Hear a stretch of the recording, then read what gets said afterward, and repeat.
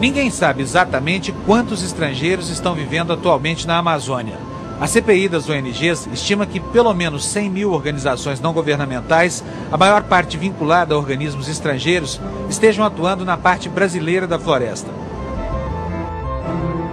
Nosso destino é São Gabriel da Cachoeira, a última referência urbana da região conhecida como Cabeça do Cachorro, no noroeste do estado do Amazonas. A cidade, que fica 1.000 quilômetros ao norte de Manaus, é servida apenas por 4 voos semanais. Veja que coisa curiosa.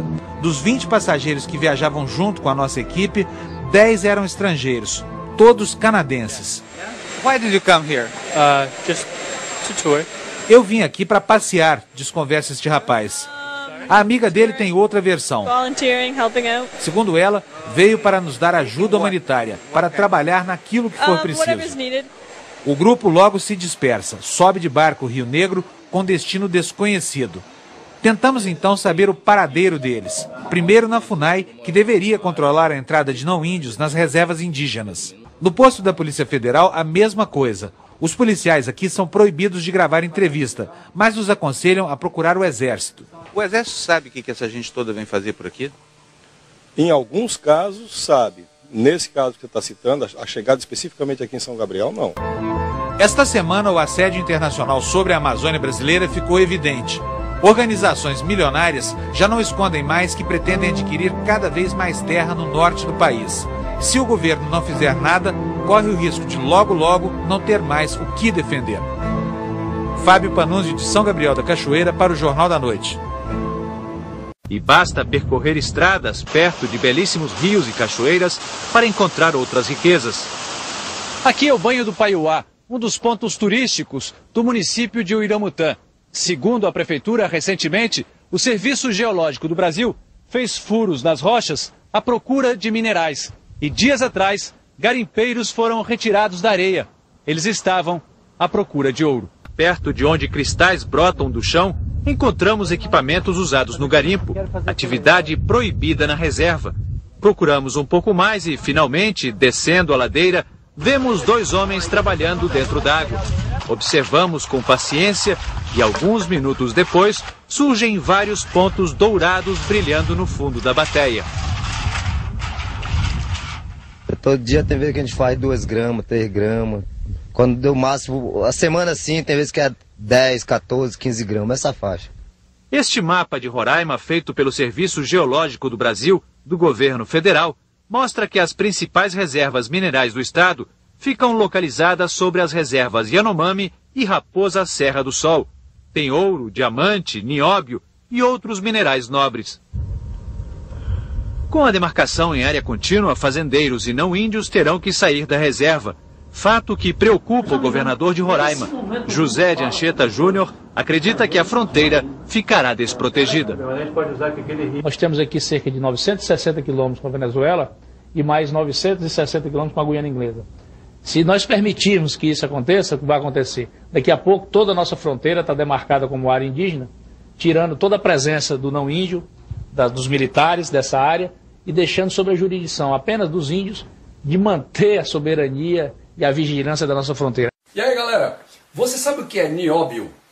Pois presta atenção numa coisa e você hoje vai ficar muito chateado, porque eu fiquei ao tomar conhecimento de algumas informações com relação ao nióbio. O Diário do Nordeste é um jornal da cidade de Fortaleza, minha cidade natal, e na edição de hoje, domingo, 30 de setembro de 2012, publicou uma carta de um leitor chamado José Batista Pinheiro, também da cidade de Fortaleza. E essa carta é bem interessante. Ela fala a respeito do nióbio. Nióbio é um metal de extrema necessidade e extremamente estratégico para várias indústrias, como, por exemplo, indústria aeroespacial, indústria de foguetes, satélites, turbina para motores de avião, equipamentos de ressonância magnética, que é um equipamento de extrema necessidade para a área médica, para a área de saúde, e outros equipamentos de extrema importância para qualquer país do mundo. Pois bem, as reservas conhecidas de nióbio no mundo hoje, elas são detidas por 2 países apenas. Um deles é o Canadá, o país que eu moro atualmente, e é detentor, o Canadá é detentor de 2% das reservas de nióbio conhecidas no mundo. Veja bem, com esses 2% que o Canadá detém de reserva de nióbio, um metal de extrema importância, extremamente valioso, e com procedimentos corretos de exploração e enfim, venda desse material, o Canadá reverte para a população. Eu já fiz aí quase 30 vídeos mostrando o dia a dia da vida no Canadá, como é que as coisas funcionam, como é que a saúde pública, a educação, e vou fazer ainda mais, quero mostrar mais ainda, mas o que eu quero discutir nesse vídeo hoje com vocês é sobre o nióbio. Porque com 2%, como eu falei, o Canadá consegue reverter em benefício para a população uma quantidade, uma gama de serviços que a gente não consegue ver no Brasil. Nós aqui não temos IPI, nós aqui não temos Imposto sobre Operações Financeiras, o IOF, o nosso ICMS de apenas 5%, nós não temos uma série de impostos que existem, que pesam nos ombros dos brasileiros, porque o Canadá, com as riquezas naturais, e o nióbio é uma delas, ele consegue fazer uma divisão, consegue utilizar essas riquezas em benefício da população de uma maneira geral. E vocês estão testemunhando tudo isso nesses vídeos que eu tenho colocado aqui constantemente no canal. Agora, o outro detentor de reservas de nióbio, pasmem, é o nosso Brasil. E isso é o assunto da carta do José Batista Pinheiro, eu quero mandar um abraço para ele. E ele, então, diz isso, que o Brasil é detentor de 98% das reservas de nióbio conhecidas no mundo. 98% das reservas de nióbio conhecidas no mundo estão em território brasileiro. Agora, é interessante, eu fui realmente fazer uma pesquisa sobre isso, e isso é verdade. Eu vou ler para vocês a carta que esse leitor escreveu e que o Diário do Nordeste publicou na edição de hoje, 30 de setembro de 2012. Somos grandes milionários bafejados pela natureza, todavia ainda não nos apercebemos disso. O nosso nióbio é o metal mais precioso do que o ouro, veja bem, pois sem ele as ligas super resistentes não existiriam para fabricar os foguetes interplanetários, satélites, turbinas para motores a jatos, mísseis, centrais elétricas, superaços, armamento e outros produtos estratégicos. São produtos de extrema importância para qualquer país do mundo. O Brasil detém 98% de todo o nióbio existente no planeta, ficando o Canadá com a mixaria de 2%. As maiores jazidas mundiais de nióbio no Brasil encontram-se no Amazonas, na cidade de São Gabriel da Cachoeira, e Roraima, Raposa Serra do Sol, sendo esse o real motivo da demarcação contínua da reserva Raposa, sem a presença do povo brasileiro não índio, para a total liberdade das ONGs internacionais e mineradoras estrangeiras. Há fortes indícios que a própria FUNAI esteja envolvida no contrabando do nióbio, usando índios para envio do minério à Guiana Inglesa e dali aos Estados Unidos, Europa e Ásia. Quem dita os preços desse valoroso e estratégico minério é a atravessadora Inglaterra. O Brasil apenas assiste a banda passar. A reserva do Morro dos Seis Lagos, em São Gabriel da Cachoeira, no estado do Amazonas, é conhecida desde os anos 80, mas o governo federal nunca a explorou oficialmente, deixando assim o contrabando fluir livremente num acordo entre a presidência da República e os países consumidores, oficializando assim o roubo de divisas do Brasil. Embora ricos em potencial, nosso povo ainda passa sede e fome. Gente, isso é um absurdo. O Brasil detém 98% desse material, desse minério, aliás, de extrema importância estratégica para indústrias de ponta. E, no entanto, nós nem sequer ditamos o preço desse minério. Esse preço do minério é ditado pela Inglaterra, que não produz, que não tem reserva, que não tem nada a ver com a história. Agora, por que as coisas acontecem desse jeito no Brasil? Você pare para pensar um pouquinho. Se o Canadá, com 2%, consegue fazer uma distribuição, consegue, claro, não só isso, mas com seriedade, com a coisa feita com transparência, revertendo para o benefício da população, o Canadá consegue um padrão de vida invejável para os seus habitantes, e o Brasil, que detém 98%, a gente ainda está patinando em coisas básicas, como por exemplo saúde pública. Você não era para ter que pagar plano de saúde, meu amigo. Você, presta atenção, você que está me ouvindo, você que está me vendo nesse vídeo, não era para você pagar pela escola do seu filho. As reservas de nióbio que o Brasil detém, elas seriam suficientes se fossem bem exploradas, se fossem bem trabalhadas essa questão, elas por si só seriam suficientes para que o Brasil tivesse uma saúde invejável, um sistema de saúde pública invejável, melhor do que o Canadá, que o Brasil tivesse uma escola pública de nível muito melhor, muito superior do que o Canadá, e muitas outras estradas, enfim. Gente, isso não tem cabimento. Alguém, por favor, me explique como é que nós detemos 98% das reservas conhecidas de um material de extrema importância, de extremo valor, e nós estamos patinando, como eu já falei, nessas coisas. Eu conto com você, eu quero agora fazer um desafio para você. Eu não gosto de fazer apelo, mas eu quero fazer nessa hora um apelo para você que está me ouvindo. Eu preciso de você, eu preciso que você pegue esse vídeo, divulgue de maneira maciça. Esse vídeo precisa, esse assunto precisa ser trazido à tona, porque não está correto, isso não está certo. Não é para o nosso povo passar esse aperto que nós passamos, essa aflição que nós passamos, quando nós detemos uma riqueza incomensurável. Algo está muito errado e isso precisa ser esclarecido, isso precisa ser revelado, isso precisa ser trabalhado. Não dá para entender. Eu preciso que você me ajude na divulgação desse vídeo. Eu preciso que você faça algo. E você vai fazer o seguinte, você vai divulgar esse vídeo de uma maneira maciça, de uma maneira massacrante, nas redes sociais, no Facebook, no Twitter, enfim, faça desse seu jeito. Eu não quero saber, divulgue esse vídeo.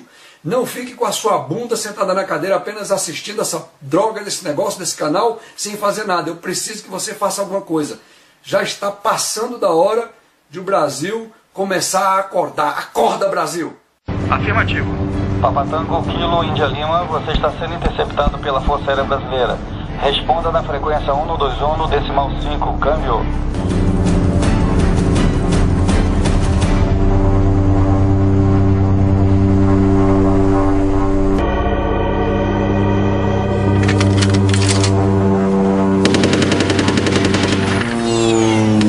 Intruso está atirando em mim.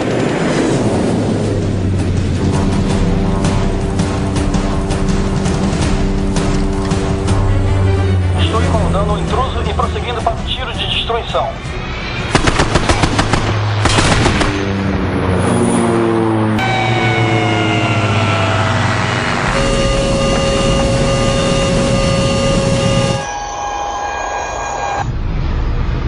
Escorpião Negro retornando à base.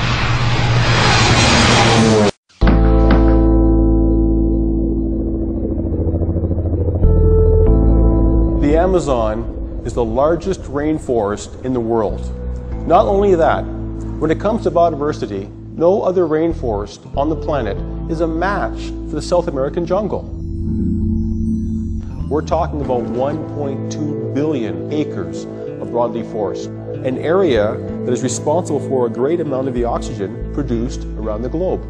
The painful truth is that countries that should be taking care of these precious resources are not up to the task. If nothing is done, the forest could be sentenced to death and disappear before our eyes. We can stop this, and you can help us. Through our activities in the Amazon, we can work together with international investors and gradually transform the forest into a sanctuary under private control. Helping us buy the Amazon is not only a great investment opportunity, it may be the only way to save the rainforest. Remember, the Amazon belongs to no country. It belongs to the world.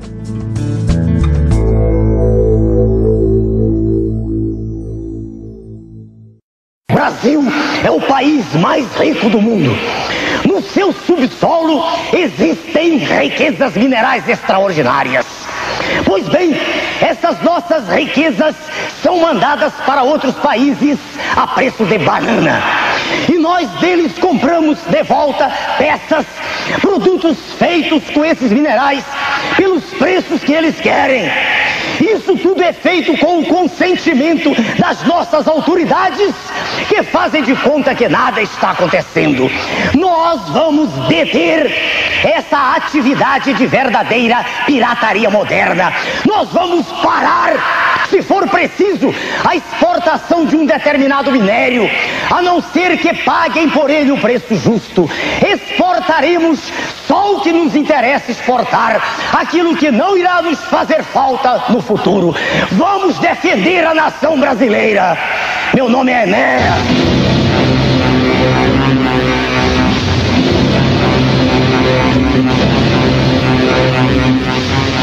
Questão central. Então estão mascarando a dívida? A dívida não, o serviço da dívida. A dívida aparece com mil e uma injunções, papéis que são colocados noutras rubricas, mas a dívida ainda aparece. O que não aparece é que a cada instante uma parte desse serviço é acrescentada e adicionada, por isso a dívida cresce. Mas veja, doutor Nogueira, isso é assombroso. É assombroso porque nós vivemos num dos países pobres, mas como pobre? Se nós temos o maior contingente de água potável no planeta, 21%.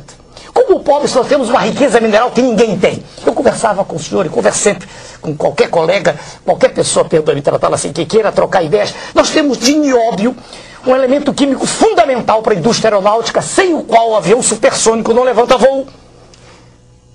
Temos 97% a 98% do mundo aqui. A região de Araxá, em Minas Gerais, um pouquinho na Amazônia.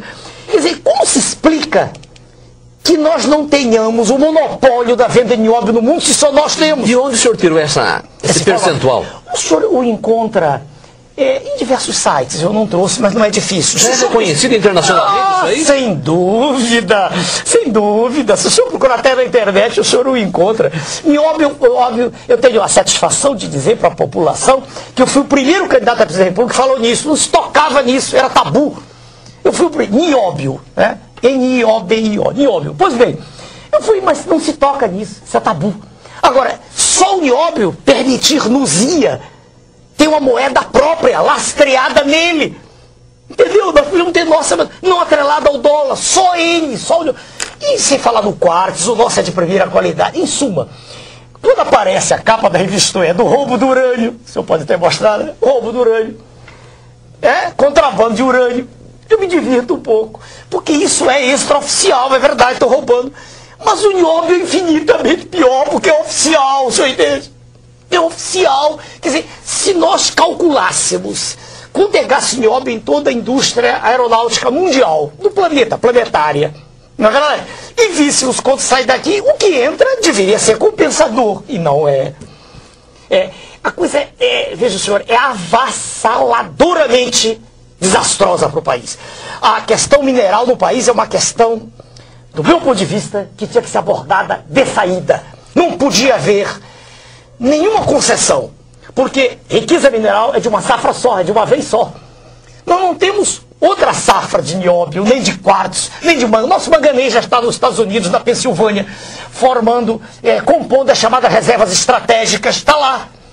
E quando o nosso manganês, ainda temos manganês, temos urucum, Mato Grosso, mas quando acabar todo, aí nós vamos comprar pelo preço que eles quiserem. Não quero fazer discurso, eu estou respondendo um pouco, mas isso... um pouco animado, porque essa questão mineral me preocupa há muito tempo. Eu estudei, honra ao mérito, com o almirante Gami Silva, que tomou conta daquele projeto da Amazônia, um homem culto, preparado. Estudei muito. Ninguém fala nisso. E por que o senhor não falou isso na Câmara Federal? Mas já falamos. Ninguém repercutiu isso aí? Não, essa informação não tá é muito séria. Perdoe, o seu canal é um canal voltado para a família, voltado para valores, mas isso não é geral na televisão. A televisão está preocupada em mostrar o roubo, a televisão está em mostrar essas falhas todas que aí estão. Eu costumo dizer, comparado o mensalão a mesada dos nossos colegas que tristemente, né, venderam suas consciências, comparado aquilo com o que nós perdemos em minério, aquilo é, desculpe, é mesada de trombadinha. Entendeu? Mas o nosso homem comum, o nosso homem simples, não sabe desses valores vultosos. Então eles estão roubando. A imprensa desvia a atenção daquilo que é visceral para aquilo que é secundário. Essa é a questão.